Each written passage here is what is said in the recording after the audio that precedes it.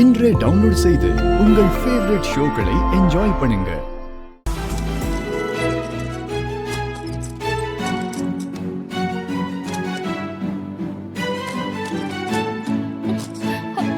இது ஏன் கபோர்ட்?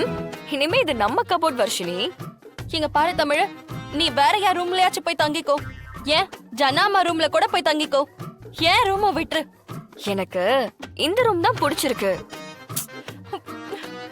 தல தல, நான் ஒன்னும் அவ்வளவு பேராசக்காரி இல்ல. இந்த கபோர்ட்ல பாதி எனக்கு பாதி உனக்கு, ஓகே? இல்ல அதெல்லாம் முடியாது. முடியாதுன்னா நான் அப்புறம் ஜனாமாவை கூப்பிடுவேன். ஐயோ,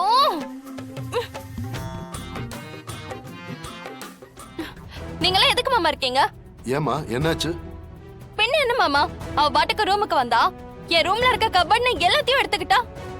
உங்களால ஒண்ணுமே பண்ண முடியலல்ல? என்ன பண்றது, எல்லாம் உங்க ஜனாமாவை தான் சொல்லணும். எனக்கு தமிழ் இங்க இருக்கிறது சுத்தமா பிடிக்கல மாமா. அதுவும் ஏன் ரூம்ல இருக்கிறது என்னால ஏத்துக்கவே முடியல. ஏதாச்சும் பண்ணுங்க. அவளை இங்க இருந்து அனுப்பணும், அவ்வளவுதானே? ஆமா. என் கூட வா, நான் பாத்துக்கிறேன்.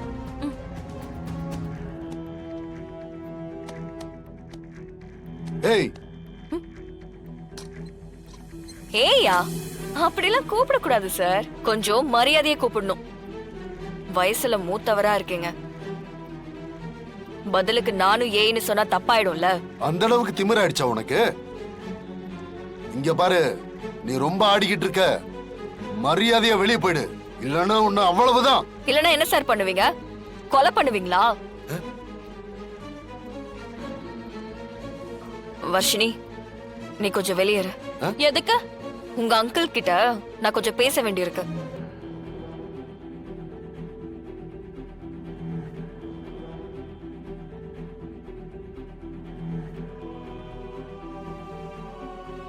சொல்லுங்க சார், கொலை பண்ணுவீங்களா? எப்படி எங்க ஜனாமாவை கொலை பண்ண ட்ரை பண்ணீங்களே, அப்படியா? நீங்க எதுக்கு ஜனாமாவை போய் சொல்லி ஊருக்கு கூட்டிட்டு போனீங்க? அங்க கோவிலுக்கு நிலம் வாங்குறதா சொல்லி உங்க பேருக்கு நிலத்தை எப்படி மாத்தலான்னு ட்ரை பண்ணீங்க. அது நடக்கலனதும் உடனே ஜனாமாவை போட்டு தள்ளுறதுக்கு யார வச்சு பிளான் பண்ணீங்கன்னு எல்லாமே எனக்கு தெரியும். என்ன சொல்ற நீ? இல்லாதெல்லாம் சொல்லிக்கிட்டு இருக்க. இதெல்லாம் யாரும் இங்க நம்ப மாட்டாங்க. அப்படியா சார்? நான் ஜனாமாவை கூப்பிட்டு சொல்லட்டுமா? பாக்கலாமா? வேணாம் தமிழ், சொல்றத கேளு. சி, சும்மா இருங்க.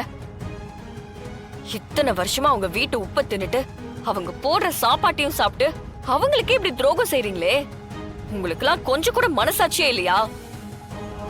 இங்க பாருங்க, இனிமே உங்க சதி ஆட்டம்லாம் என்கிட்ட பலிக்காது.